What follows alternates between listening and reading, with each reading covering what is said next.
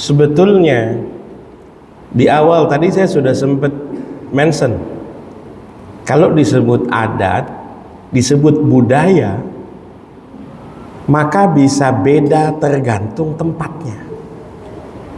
Maka tadi saya ngomong kenapa orang sini makan nasi uduk, di tempat lain makan pecel, di tempat lain makan roti. Tidak ada satu kebiasaan atau budaya yang sifatnya universal. Di zaman dulu tidak ada. Di zaman dulu tidak ada.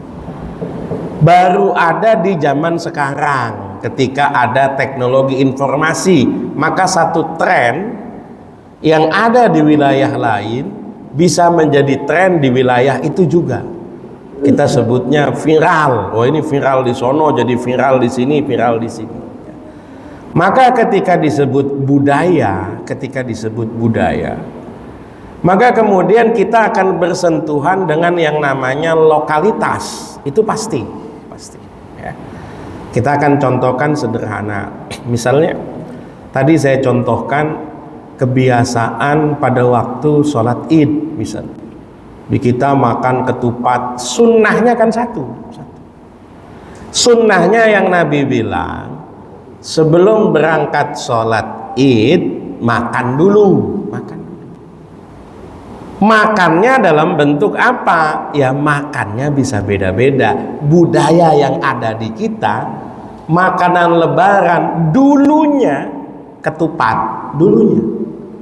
Karena kalau sekarang ya nggak usah lebaran, tiap pagi kita nyari tupat sayur bisa. Kalau sekarang, tapi kalau dulu budayanya itu mirip seperti dengan apa kita berbuka. Nabi kasih petunjuk tamer, pakai kurma. Tapi kan kita hidup di wilayah yang bukan penghasil kurma. Makanya kemudian ulama bilang bahwa kurma itu bisa kita ganti dengan makanan-makanan yang manis.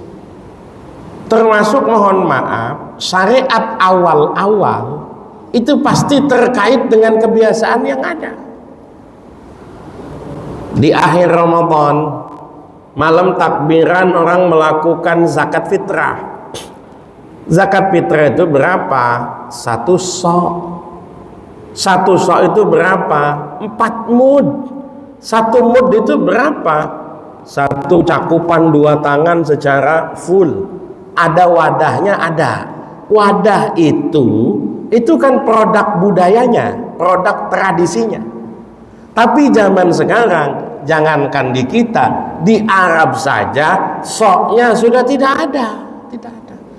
Itulah kemudian syariat ini ukurannya, syariatnya tetap kewajiban zakat tetap, tapi ukurannya kita konversi dengan kebiasaan yang berlaku. Maka kita sebut zakat fitrah itu 3,5 liter atau 2,5 kilogram. Yang padahal di masa Nabi ukuran liter tidak ada dan ukuran kilogram tidak ada.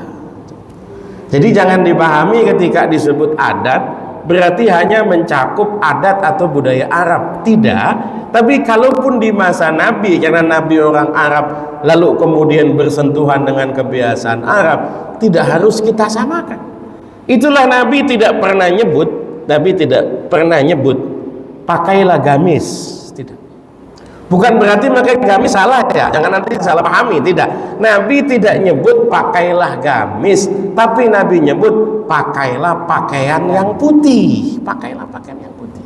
Ada beda Pak ya.